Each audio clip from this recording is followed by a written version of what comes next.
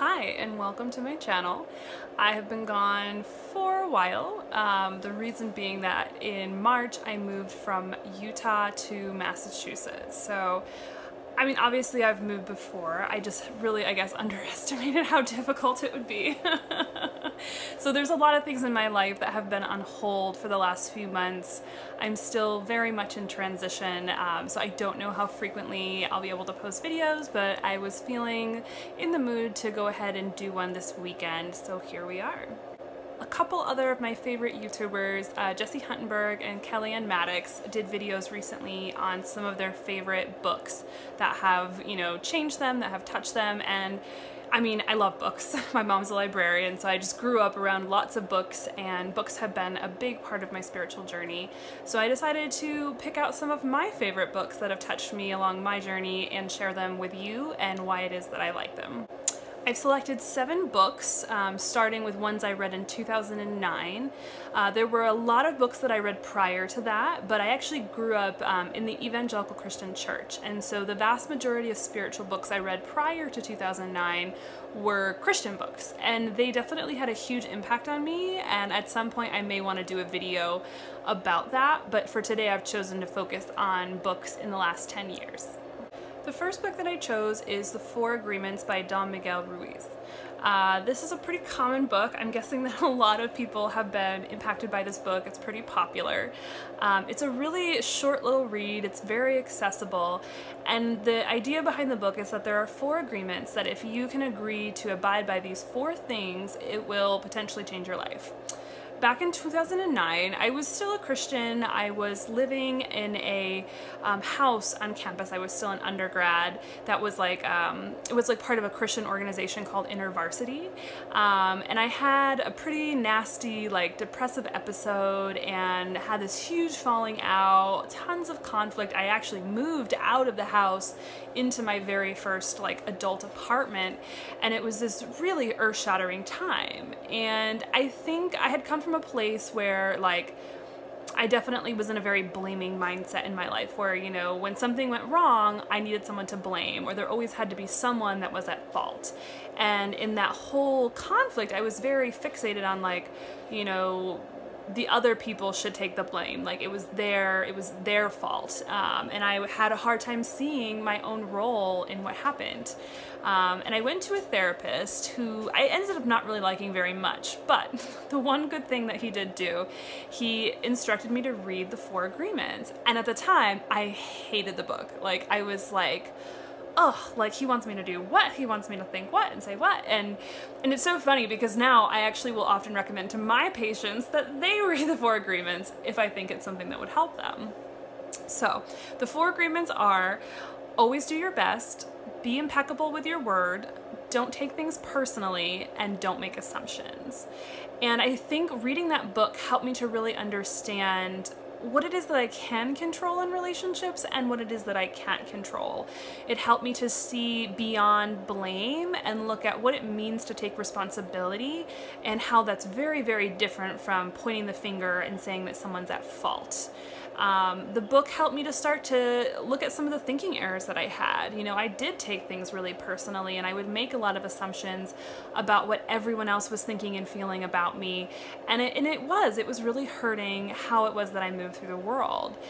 So this book was definitely a huge turning point. I think it really kicked off this sort of new spiritual journey that I went on, kind of back in the 2009, 2010 era, and brought me to where I am today.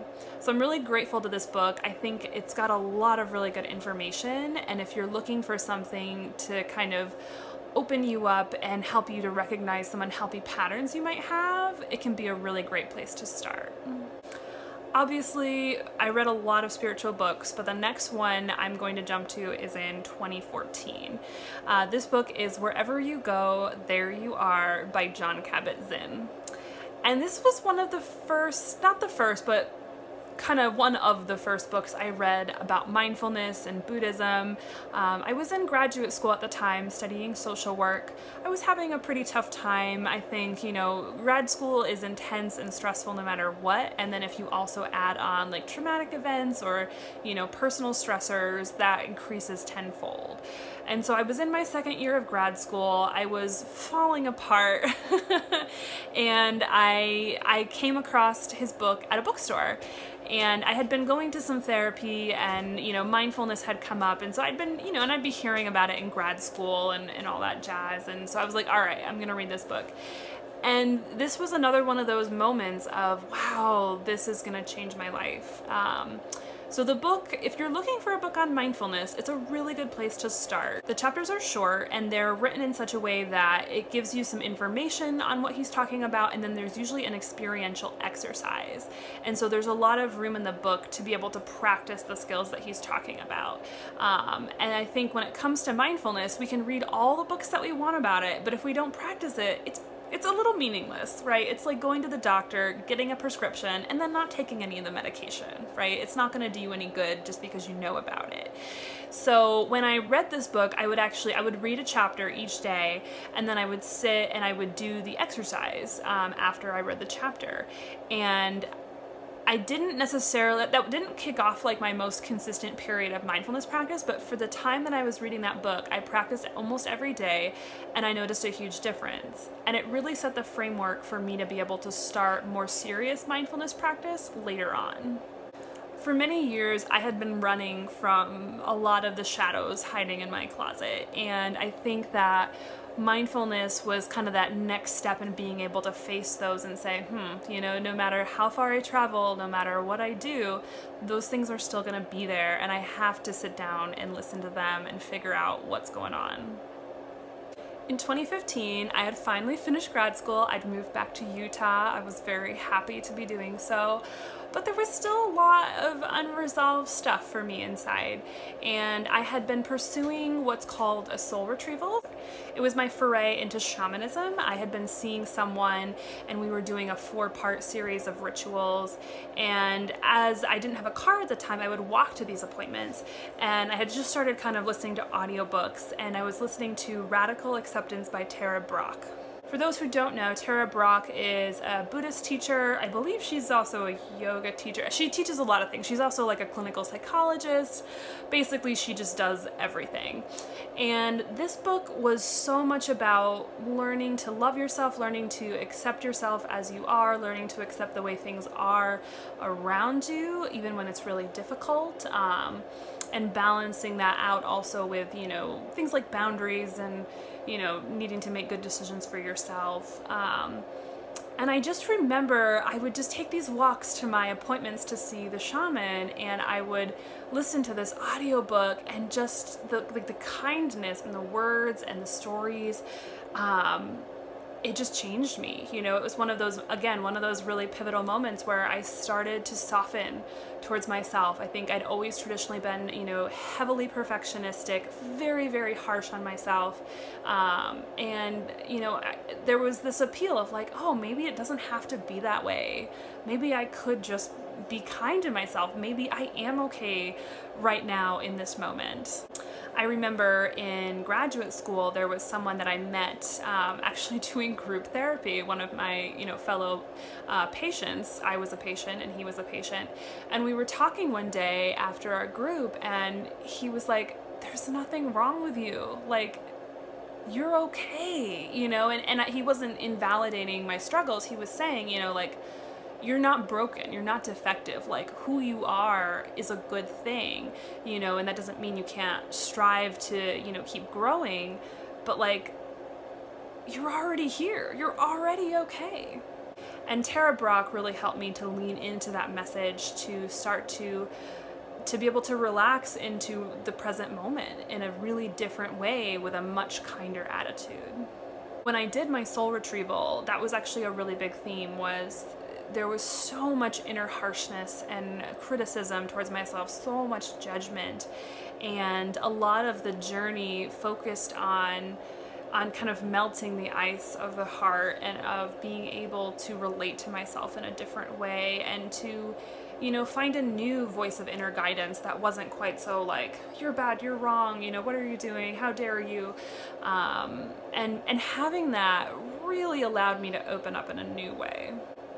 Fast forward to the end of 2015, I traveled to Costa Rica. It was my first, like, I guess, you know, big adult vacation where I like got on a plane and went to a foreign country.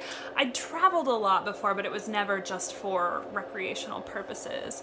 And so it was really exciting to be in this new place and to be by the ocean. I rented this little cabin in the jungle, and I had my phone, and so I had audiobooks, and the entire vacation it just poured rain like almost every single day. It was rainy season, and so, you know, I went out when I could, when there were breaks from the rain, or if I was, you know, with my umbrella. But I spent a lot of time just chilling at the cabin, listening to audiobooks and reading and journaling.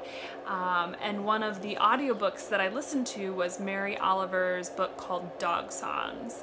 And it's this collection of poems about dogs. And you may be like, how is that a spiritual book? Believe me, it is. Like, Mary Oliver's poetry is, you know, I mean, it's kind of like almost cliche now, like Buddhist teachers like always quote at least like one Mary Oliver thing when you're on retreat. Like, it's just a thing. Mary Oliver really has this way of touching into relationship both to self and to others, and there's just such a permeable kindness in her words, and many of you may know that she passed away earlier this year and is sorely missed by the world, and her work has left a big mark on many people. So I was in my cabin listening to dog songs, and I would just cry. Like, the work just like spoke to me in such a way, and I think, you know, touched on a lot of themes around attachment and grief and loss, and I would just sit and listen and just cry and cry and cry, you know, and the rain would fall and I would cry, and I would sit on my hammock and eat mangoes and just cry. It was a really good vacation.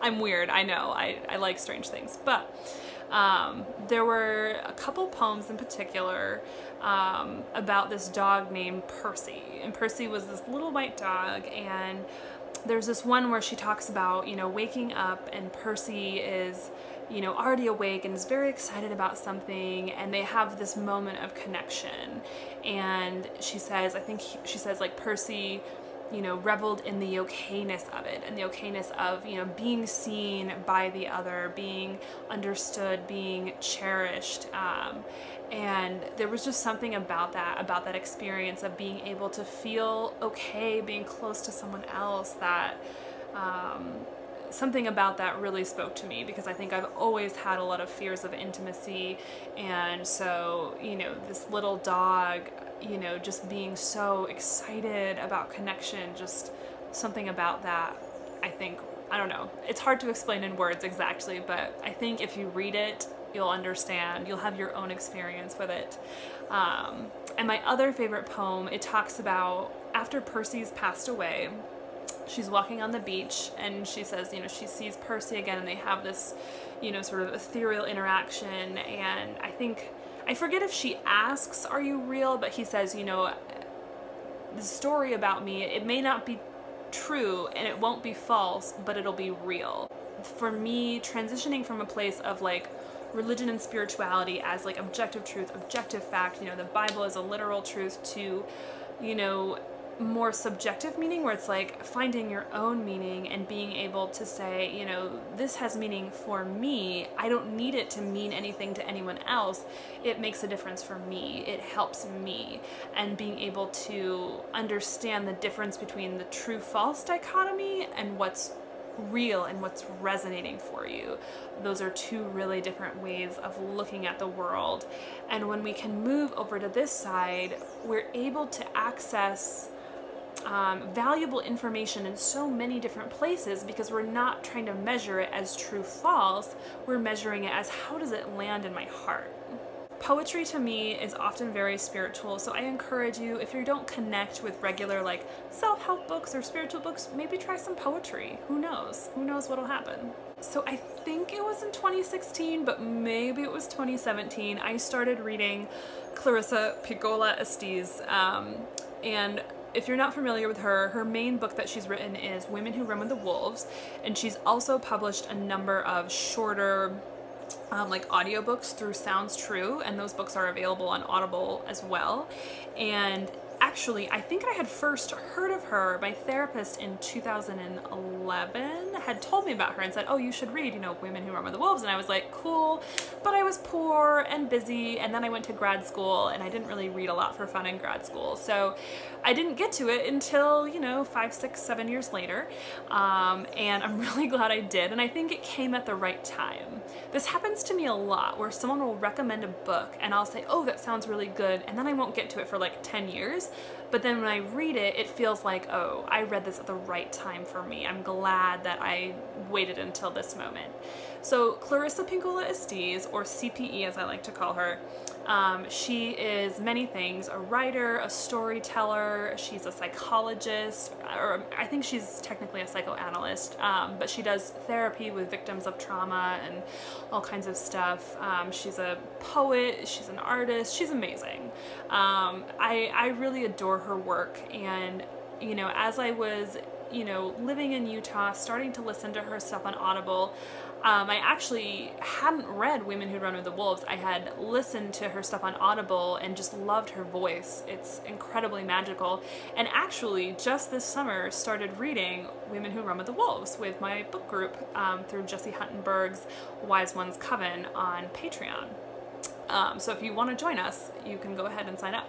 But, so I was listening to her audiobooks, and she, you know, tells these stories, and the stories that she tells, you know, are these maps for understanding our psyche. And she focuses a lot on women, and on a lot of archetypes around women. And yeah, she's one of those authors that she just can express things in such a beautiful, meaningful, special way. Like, I just am forever grateful for the way that she writes, because she has changed me, you know, in ways that I don't even know how to articulate. She talks a lot about, you know, accessing one's authentic, wild self, being able to listen to your intuition, to hone it, to value its gifts. And a lot of the stories can be taken either in terms of you know, perceiving them as separate people, like, you know, like family dynamics or interpersonal dynamics, but they also represent intrapsychic dynamics, so the different parts of the self and how they interact with each other. And she explores a lot of different archetypes that I think apply to most people. And so her work, you know, it's a lot to digest when you read it, but I find that most people who read it definitely get some value out of it. So, you know, if you're curious about checking out some of her work, I highly recommend it. For a number of years, I really had a lot, I mean, I say this as if I've resolved it and it's all gone, you know, internalized misogyny. It's still there. It hasn't left, but I've worked through a lot of it, and I think that her work has been really instrumental in helping me to appreciate the feminine archetypes and feminine energy, and to really embrace, you know, what it means to be a woman. And that's going to look different for everyone, you know, and I think there's no one right way to be a woman. And I do feel like her work allows freedom and space for that, saying, you know, a woman is many things, right? And ultimately a woman chooses how to define herself. And so, you know, for me, being able to step out of those, you know, gender boxes that I felt so constrained in when I was younger, and be able to fully embrace being feminine and being strong and being tough and being smart, you know, it really, really meant a lot to me. I also feel like growing up, you know, I got a lot of messages from culture and family that my intuition was wrong or bad, or that I shouldn't listen to it. And that was really damaging. And it's taken me many, many years to finally start to really appreciate the gift that I have when it comes to intuition, and that often it's not wrong. And I really need to pay attention to that voice. fast forward to 2017, I've actually selected a work of fiction. This next book is American Gods by Neil Gaiman. I love this book. I read it when I had my brain injury. It was on Audible, otherwise I would not have been able to read it because I couldn't really read very well at the time, but I could listen. And so I wasn't working because I was recovering from my brain injury, and I really couldn't do a lot. Like I could barely cook because I couldn't follow a recipe. I couldn't really drive. I couldn't exercise. I couldn't read like physical books. So basically all day I would like color and play with Play-Doh and listen to audiobooks and take like, you know, really short walks, because like every 10 to 20 feet I'd have to like sit and rest like a very elderly person. It was a tough time, but American Gods provided me with a really magical world to step into. The reason that I feel it's a spiritual book, I think that it really follows, you know, that you know, kind of age-old story of the hero's journey, right? We can look at the work of Joseph Campbell. He talks a lot about this, the hero with 1,000 faces.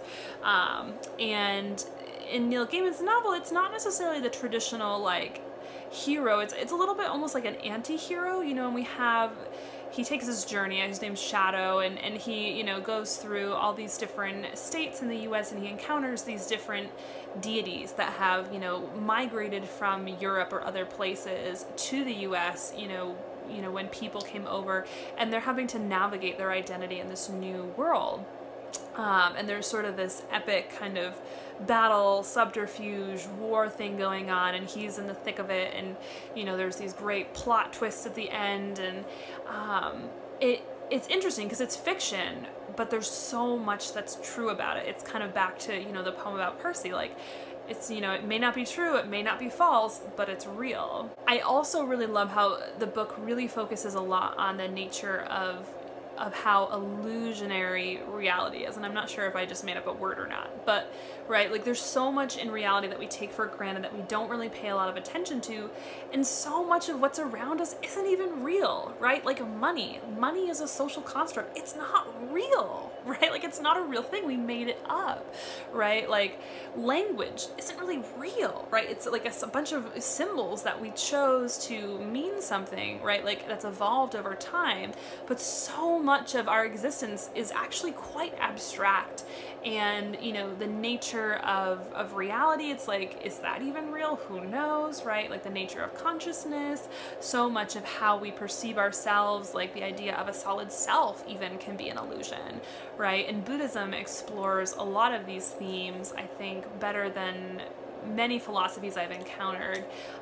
And then in shamanism, right, we have oftentimes the idea of the trickster, you know, things not being what they seem, you know, kind of shapeshifters, things like that. And so I really loved how the story amplified those archetypes, those narratives around exploring what is real and what is not. The final book that I've selected, I actually will have to admit I haven't finished it. I started reading it in 2018. It's currently in storage, so I can't finish it. It's called, I'm gonna have to reference because it's a lengthy title. It says 50 Verses on the Nature of Consciousness. It's by Thich Nhat Hanh. It's a very dense, kind of traditionally written Buddhist discourse on these scriptures that are about the nature of consciousness. And I read part of this book and felt like I had immediately taken like a lot of acid. And my mind was just like, because it was just so like hard to even comprehend like what they were talking about, you know. The concept of consciousness, right, is something that is hotly debated, you know, in neuroscience and religion and philosophy and psychology, and no one has a solid answer. But the ideas in Buddhist psychology and Buddhist doctrine about the nature of consciousness, and this, again, is only coming from one school of Buddhism, right? It's not, not all the schools of Buddhist thought agree on this, and I want to say it comes from the Pure Land school of Buddhism.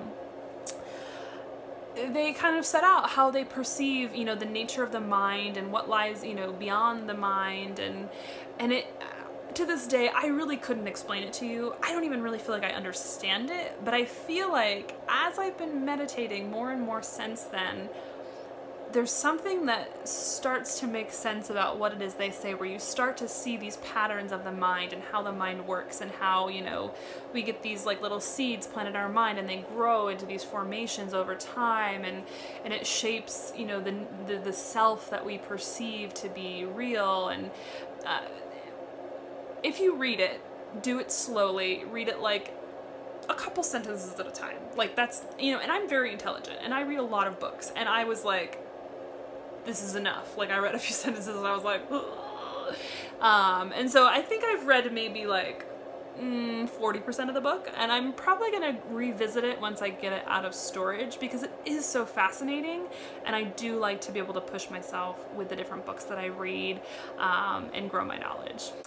So there you have it. There are 7 books that I've described that have really, really shaped my spiritual journey. Please let me know what you think, and if you have books that have shaped your own spiritual journey, please comment below. I'd love to hear about them and maybe add them to my reading list. Thank you, and see you next time.